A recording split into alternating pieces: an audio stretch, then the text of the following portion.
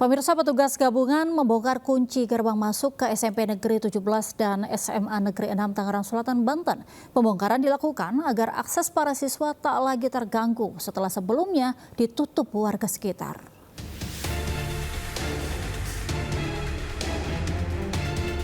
Menggunakan kampak dan gunting besi, petugas gabungan Satpol PP, polisi dan TNI akhirnya membongkar kunci gerbang masuk ke SMP Negeri 17 dan SMA Negeri 6 Tangerang Selatan, Banten. Pembongkaran bertujuan agar akses para siswa tak lagi terganggu setelah sebelumnya ditutup warga sekitar lantaran anaknya tak lolos dalam seleksi penerimaan murid baru. Selain itu, petugas juga membuka blokade warga di SMA Negeri 3 Tangerang Selatan, Banten.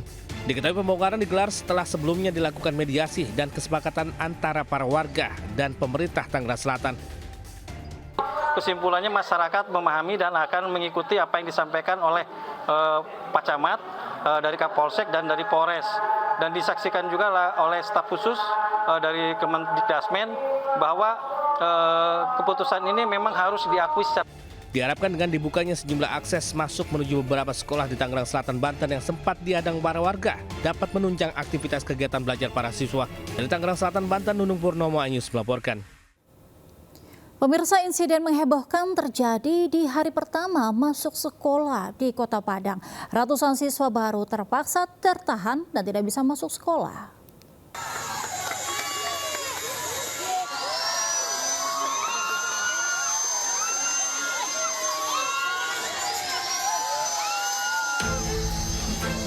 Suasana di SMP 34 Padang di hari pertama masuk sekolah diwarnai kehebohan.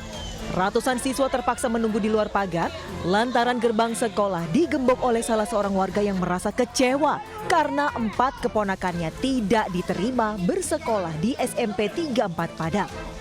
Aparat Polsek Koto Tanga terpaksa memotong rantai besi yang menggembok pagar sekolah dengan mesin gerinda. Akibatnya proses belajar mengajar terganggu. Pihak sekolah menegaskan sesuai aturan sistem penerimaan murid baru tahun 2025, penambahan siswa tidak dimungkinkan karena kuota sudah terkunci melalui sistem berbasis zonasi dan dapodik. Nah, kita secara persuasif sudah sampaikan ke Bapak itu. Dan sepertinya waktu itu dia nerima gitu. Tapi ternyata di hari pertama sekolah dilakukan penyegelan penggembokan yang namanya. Yang gemboknya itu sebenarnya ya seperti gembok kita biasa, yang kuncinya dirubah saja sebenarnya. Untuk tahun ajaran ini, SMP 34 Padang telah menerima 224 siswa baru yang terbagi dalam 7 rombongan belajar. Pihak kepolisian pun diharapkan terus melakukan mediasi agar insiden serupa tidak terulang. Dari Padang, Sumatera Barat, Budi Sunandar, iNews melaporkan. Hitungan detik, motor karyawan Raib digondol 2 pelaku di kawasan Muara Angke, Penjaringan, Jakarta Utara. Selain itu, aksi pencurian siang bolong juga terjadi di pemukiman padat di Petamburan, Jakarta Barat.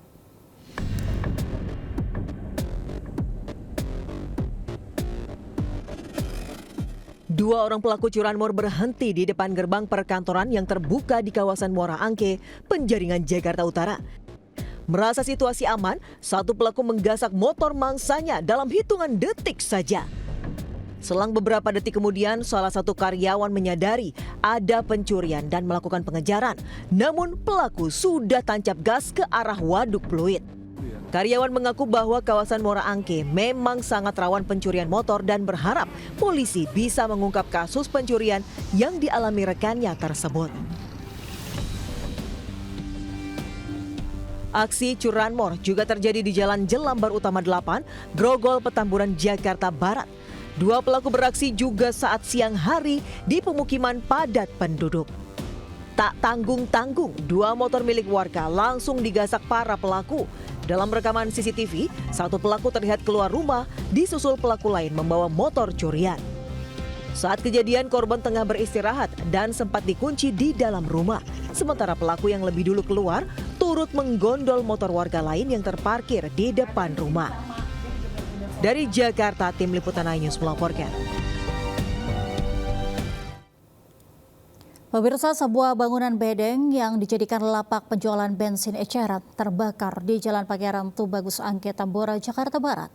Kobaran api yang besar membuat panik pengendara motor yang melintas karena lokasi kebakaran tepat berada di pinggir jalan.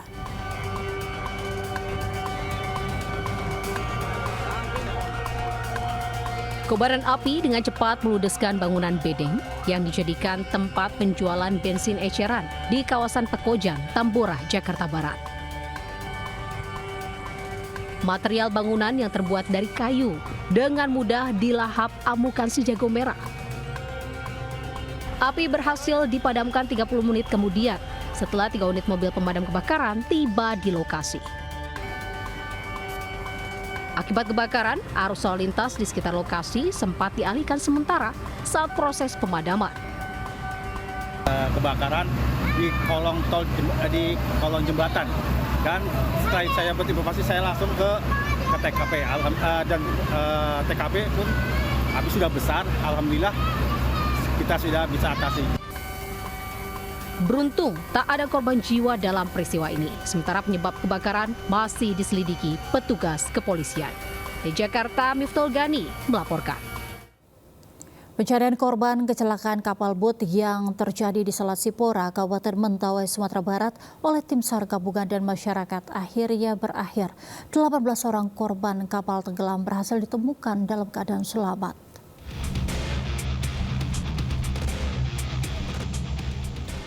Belas orang penumpang longboat yang terbalik di perairan Selat Sipora, Kabupaten Kepulauan Mentawai, ditemukan dalam kondisi selamat. Korban terakhir yang ditemukan bernama Gontur, seorang PNS yang bertugas di PUPR Mentawai, diselamatkan warga Dusun Mapinang Utara, Mangaungau. Korban dievakuasi ke puskesmas karena mengalami dehidrasi dan kelelahan. Dengan ditemukannya korban terakhir, maka tim SAR sudah berhasil mengevakuasi seluruh korban dan selanjutnya dibawa ke dermaga Tua Pejat untuk diserahkan kepada pihak keluarga.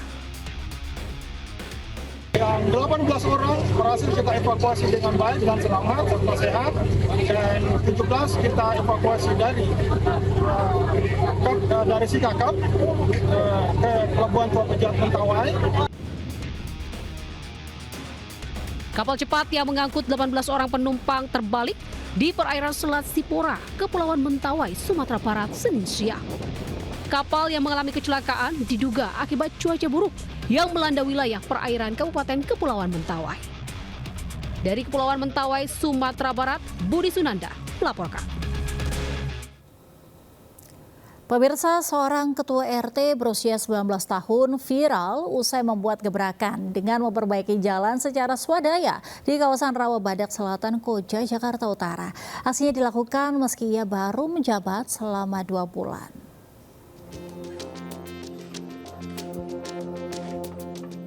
Meski baru menjabat sebagai ketua RT selama 2 bulan, Sahdan Arya Maulana, 19 tahun, segera membuat gebrakan dengan mendatangkan truk molen untuk perbaikan dan pengecoran jalan di kawasan Rawabadak, Koja, Jakarta Utara. Jalan sepanjang 100 meter ini memang kerap kebanjiran, sehingga sering rusak dan harus diperbaiki. Aksi ini dilakukan karena ini akses jalan utama warga. Selain memperbaiki jalan, ketua RT dari Gen Z ini juga memasang kamera CCTV dan melakukan kerja bakti dengan anggaran swadaya masyarakat. Ada yang sebagian dari swadaya dan dari kita. Nah, dari kita itu BOP kita itu semua kita alihkan ke pembangunan semua. Jadi kita selama 2 bulan ini tidak pernah ngambil biaya BOP 1% pun. Sama sekali tidak ada dari pemerintah. Siapa sangka aksi Pak RT Sahdan viral hingga mendapatkan apresiasi dari Wali Kota Jakarta Utara. Ia bersama 2 pengurus RT lainnya diajak minum kopi bersama di kantor Wali Kota. Saat pertemuan ini, ketua dan pengurus RT dari generasi Z di Koja, Jakarta Utara berharap gebrakan ini bisa mematahkan stigma negatif pada generasi Z. Dari Jakarta, Sofyan Firdaus, iNews melaporkan.